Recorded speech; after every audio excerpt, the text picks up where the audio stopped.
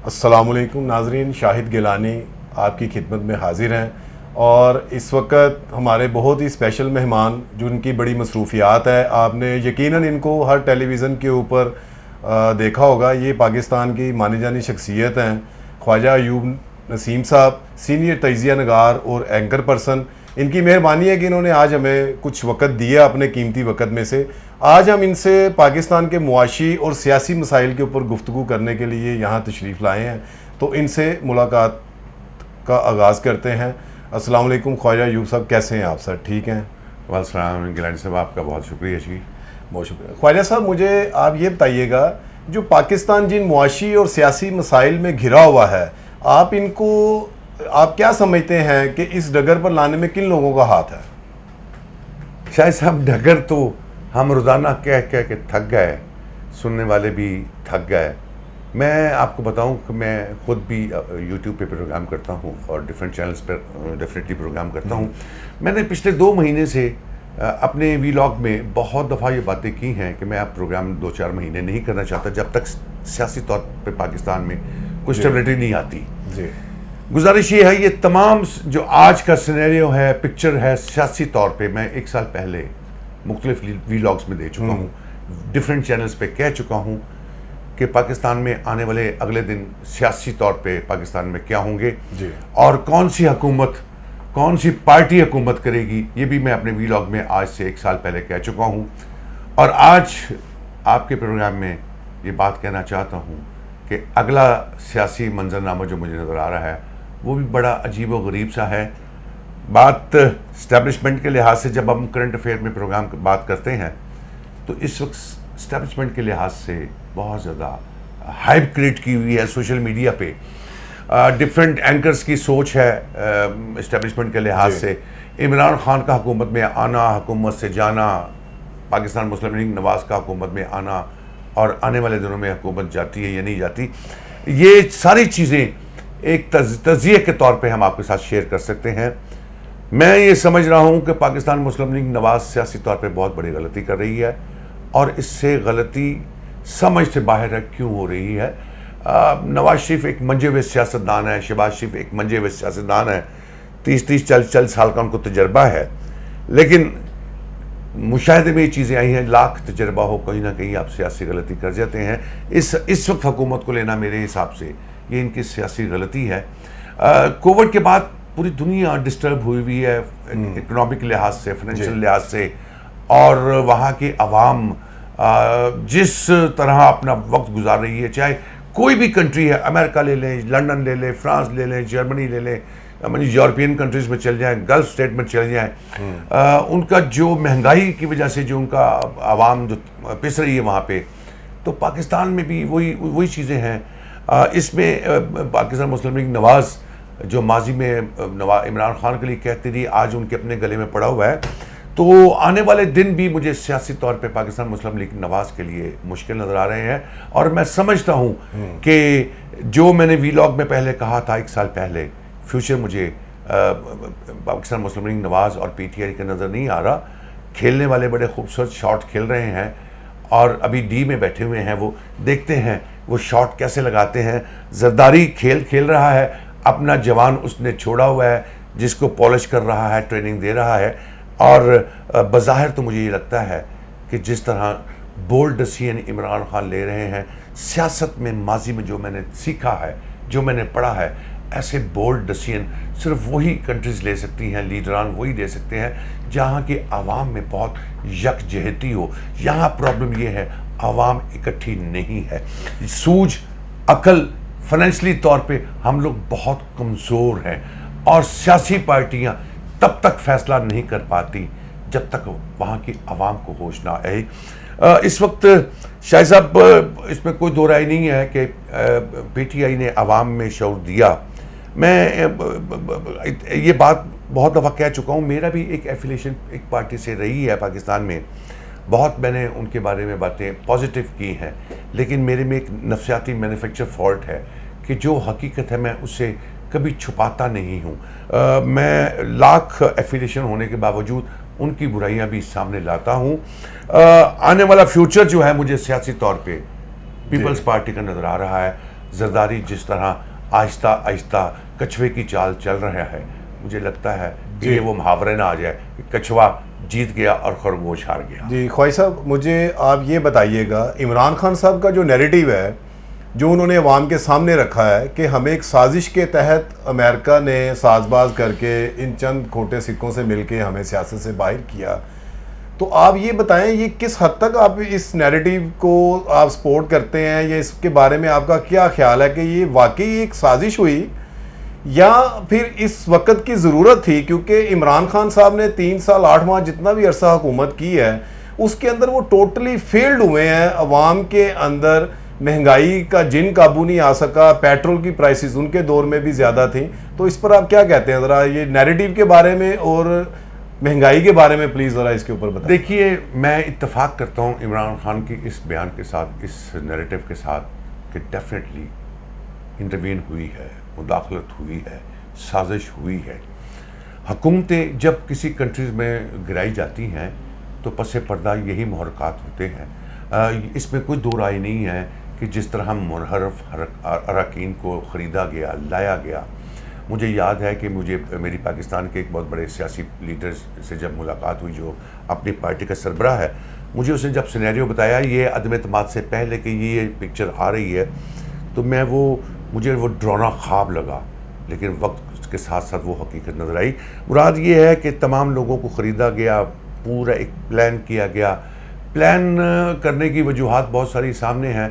खान साहब के अपने बयानात भी बहुत सारे ऐसे हैं जिनको मेरे ख्याल इस्टेब्लिशमेंट ने पसंद नहीं किया, आवाम ने भी उस वक्त पसंद नहीं किया। बाद में आवाम उसकी तरफ माइल हो गई और सियासी तौर पे वो ठीक खेल रहे हैं कि जो जल्द से जुलूस वो कर रहे हैं उसको मेरा ख्याल अब इस्टेब्लिशमेंट को भी समझ आ गई है कि पंजाबी कहते ने हुण सियासत पाकिस्तान दे विच मावां धीआं ते च नहीं रहनी, एक तीजी पार्टी भी आ गई जे ते पुत्र उहदा जवान हो गया जे।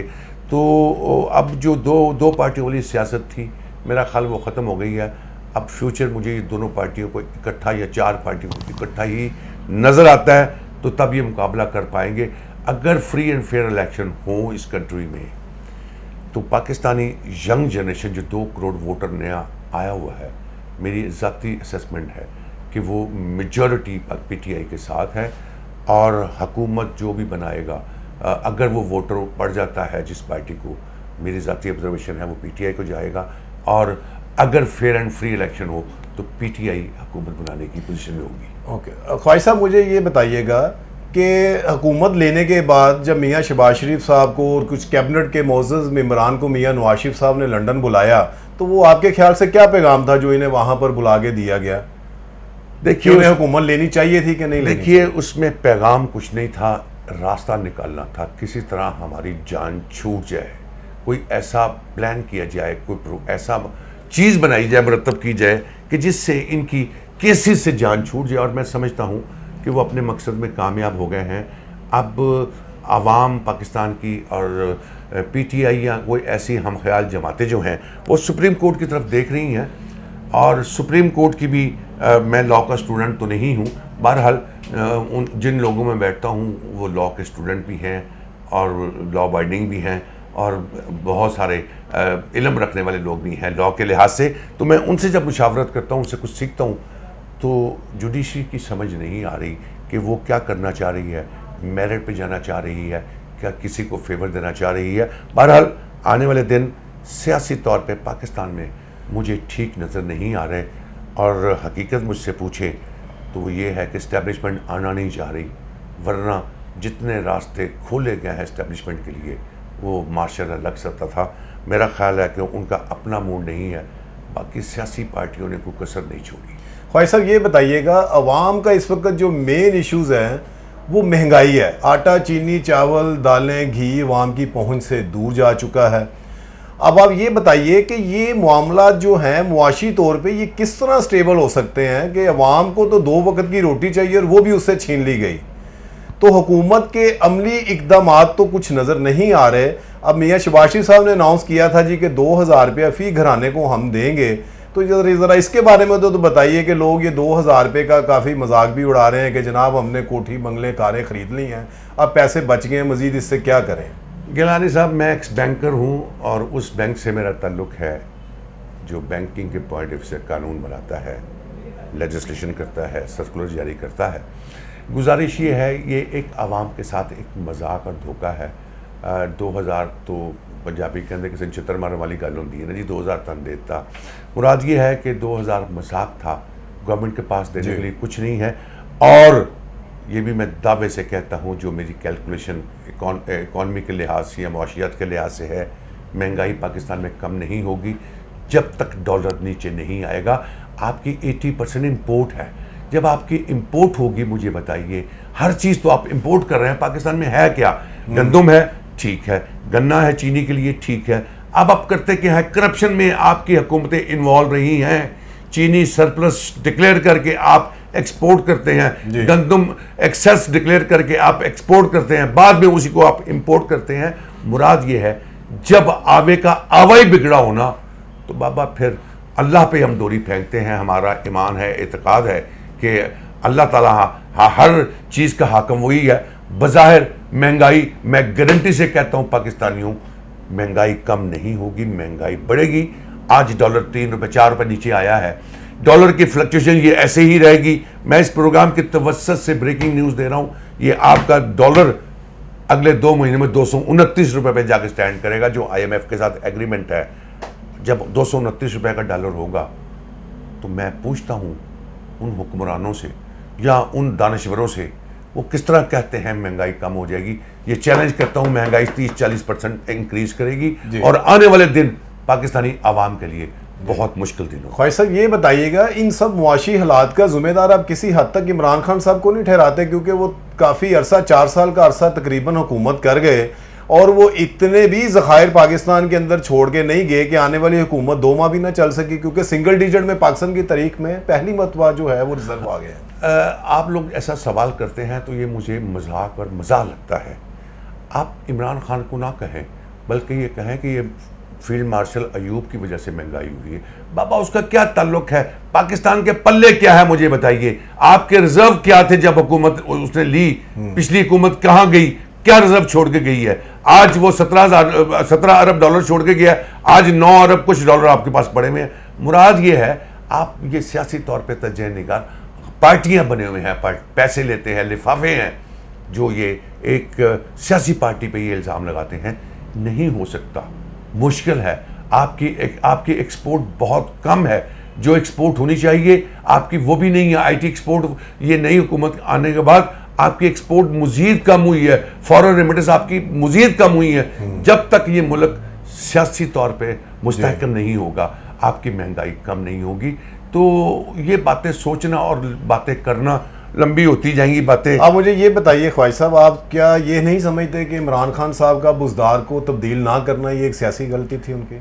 ये उनकी बहुत बड़ी ब्लंडर थी। तो मैं ज़ाती तौर पे तो खान साहब से ये सवाल नहीं कर सका। प्रेस कॉन्फ्रेंस में भी मैंने उनके बड़े करीबी ज़राए जो थे, मैंने उनसे जब बात की तो मैंने उनसे पूछा कि यार इसका जवाब मुझे किस तरह बताओ अपनी सोच के मुताबिक। तो खान साहब ने उनको जब ये बात कही तो मुझे समझ आ गई कि यार किसको बनाऊँ। जिसको बनाने के लिए सोचता हूँ वो डाकू है। उनको अलीम खान का भी पता था और जो गिरदोनवा में लोग थे जो इस सीट के लिए इंटरेस्टेड थे उनका भी पता था। तो उसने कहा कि यार इस तरह करते हैं, किसी डाकू से बेहतर कुछ और छोटा सा ढूंढ लिया जाए जो सैकड़ों या हज़ारों या लाखों की मद में करप्शन करे, बजाय कि अरबों की सूरत में करप्शन हो। लिहाजा इस वक्त जो पाकिस्तान में सियासी लोग नमूदार हुए हैं या जो आवाम के सामने हैं, उनमें कैपेबल लोग बहुत कम हैं। हर शख्स कारोबारी है। सियासी तौर पे जो मैंने पढ़ा है, जो सीखा है सियासत में, जो शख्स कारोबारी होगा, सियासत में होगा, वो आवाम के लिए कभी अच्छा नहीं सोचेगा। वो अपने कारोबार के लिए, अपने बच्चों के लिए, अपने फ्यूचर के लिए, आज उसके पास लाख रुपए है, सियासत में आने के बाद वो उसको करोड़ रुपये करना चाहेगा। उसके पास करोड़ है तो वो अरबपति होना चाहेगा। कभी भी बिजनेसमैन जो हो उसको सियासत में नहीं आना चाहिए। पाकिस्तान में सियासी तबाही का मूजद है, इसीलिए हम लोगों में स्टेबिलिटी नहीं आ सकी। और कभी भी पाकिस्तान का सियासतदान जो है ना, वो आवाम के लिए अच्छा नहीं सोच सका। जी ख्वाहिश साहब, ये बताइएगा, इस्टेब्लिशमेंट जो है वो बारहा दफ़ा कह चुकी कि हम सियासत में न्यूट्रल हैं, हमें सियासत में मत घसीटा जाए। कल खान साहब ने एक निजी होटल के अंदर तकरीब में फिर उनको जो इस्टेब्लिशमेंट है उसको एड्रेस किया और कहा कि अगर घर के अंदर चोरी हो जाए और चौकीदार कहे मैं न्यूट्रल हूँ, तो इसके ऊपर बताएं आपका क्या बात यह बयान है, माजी का रिकॉर्ड है, कभी भी इस्टेब्लिशमेंट पाकिस्तान में न्यूट्रल नहीं हुई, ना वो हो सकती है, चूँकि उनकी ड्यूटी पाकिस्तान का तहफ़्फ़ुज़ है या अपना मफाद है। दो चीज़ें हैं ना ये पाकिस्तान में। वो बहुत दूर की सोचते हैं, और जब पॉलिटिकल तौर पे उनको विक्टिमाइज किया जाता है तो वो भी एक अदारा है, और वो उसको मद्देनज़र रखते हुए वो बेहतर नसीहत लेती है। कभी भी सियासत में इस्टेब्लिशमेंट न्यूट्रल नहीं, और मैं ये चैलेंज करता हूँ आज भी न्यूट्रल नहीं है। आप मुझे ज़रा ये बताइए ख्वाहिश साहब, जो बाई इलेक्शन होने जा रहा है पंजाब के अंदर, इसमें आप पार्टी पोजीशन क्या देख रहे हैं कि कौन सी पार्टी अक्सरियत लेके जाएगी? मुझसे अगर जेन्युइन तजिया लेंगे तो पीटीआई इसमें से 20 में से 18 सीटें जीत जाएगी, लेकिन जो मेरी इंफॉर्मेशन है वो ये है कि इसमें 14 से 15 सीटें पाकिस्तान मुस्लिम लीग नवाज लेगी और बाकी पीटीआई के हिस्से में आएगी। पाकिस्तान में चीफ मिनिस्ट्री पंजाब की वो शहबाज शरीफ और हमजा कभी भी किसी और के हाथ में नहीं जाने देंगे। तो मेरी ज़ाती ऑब्जर्वेशन ये है कि मैनिपुलेट करते हुए ये इलेक्शन मुस्लिम लीग नवाज जीतेगी, 100% जीतेगी। ज़ाती मेरी ऑब्जर्वेशन है, कभी भी पंजाब को जाने नहीं देगी, अगर जाएगा तो वफाक जाएगा। अच्छा ये बताइएगा, आप जनरल इलेक्शन जो हैं वो 2023 में भी देख रहे हैं या उससे पहले भी हो सकते हैं सर? हाँ, मेरी ज़ाती ऑब्जर्वेशन ये है कि इलेक्शन 2022 में होंगे, 100% होंगे, इसमें कोई दो राय नहीं है। ये पाकिस्तान मुस्लिम लीग नवाज की हुकूमत नहीं है, ये चूचू का मुरब्बा है। चूचू का मुरब्बा लॉन्ग लास्टिंग नहीं होता, ये बात याद रखिए। ये अक्टूबर नवंबर में पाकिस्तान में 100% इलेक्शन होंगे, और इस वक्त जो हुकूमत परेशानी में फंसी हुई है वो खुद चाहती है कि खुदारा हमारी किस तरह जान छूट जाए। अब वो गले में घंटी डाल चुके हुए हैं, जान छुड़ाना मुश्किल हो गया हुआ है। बहरहाल जो ही उनको मौका मिलेगा वो पाकिस्तान मुस्लिम लीग नवाज हुकूमत छोड़ देगी। उनको भी पता है कि पीपल्स पार्टी क्या करना चाह रही है, और फ्यूचर में नेक्स्ट इलेक्शन में अगर न्यूट्रल उनका साथ देंगे तो पाकिस्तान पीपल्स पार्टी हुकूमत बनाएगी। अदरवाइज इस वक्त प्रेडिक्ट करना कि अगला इलेक्शन किसका होगा, मेरी ज़ाती ऑब्जर्वेशन ये है कि मुश्किल है। आखिर में मुझे ख्वाजा साहब ये बताइएगा कि पाकिस्तान को क्या पैगाम देना चाहते हैं आप, कि पाकिस्तान के मुआशी और सियासी मसाइल का हल तो आपने बड़ा अच्छा बता दिया, तो कौम किसी नए मसीहा की तलाश में है, क्योंकि कौम पुराने चेहरों से बेजार है, तो क्या मुस्तकबिल में कोई नई पार्टी बनती देख रहे हैं कि कोई नई पार्टी? देखिए, पाकिस्तान में सियासी पार्टी का जन्म बहुत मुश्किल से होता है। पीटीआई को 26 साल लगे, और अभी कोई चौथी पार्टी बज़ाहिर मुझे नज़र नहीं आ रही कि जो अपने आप को इतना स्टेबल कर लेगी और इस काबिल हो जाएगी कि वो मैक्सिमम सीटें लेके हुकूमत बना सके। बहरहाल इन्हीं में से लोगों ने आना है, और अपोजिशन जो पीपल्स पार्टी और नून लीग जो पहले अपोजिशन थी, उनका सर्वाइवल अगले इलेक्शन में इत्तेहाद के साथ लड़ेंगे तो जीतेंगे, वगरना पीटीआई और तहरीक लब्बैक जो एक ऐसा एंटर हो गई हुई है, वो अपोजिशन में यानी कि पीपल्स पार्टी और नून लीग को सियासी तौर पे कहते हैं डेंट डालेगी, जो पीटीआई की फेवर में जाएगा। बहुत शुक्रिया नाजरीन। इस वक्त हम बेहद मशकूर हैं ख्वाजा अयूब नसीम साहब के, जिन्होंने अपने कीमती वक़्त से हमें टाइम दिया। पाकिस्तान के मरूफ एंकर और मरूफ तजिया नगार ये अपनी निजी ज़िंदगी में बहुत मसरूफ़ होते हैं, तो हम इनके बेहद मशकूर हैं, इन्होंने अपने कीमती वक्त से हमें टाइम दिया। मिलते हैं अगले नए प्रोग्राम के साथ। इजाज़त दीजिए शाहिद गिलानी को और जावेद बार साहब को। अल्लाह हाफिज़।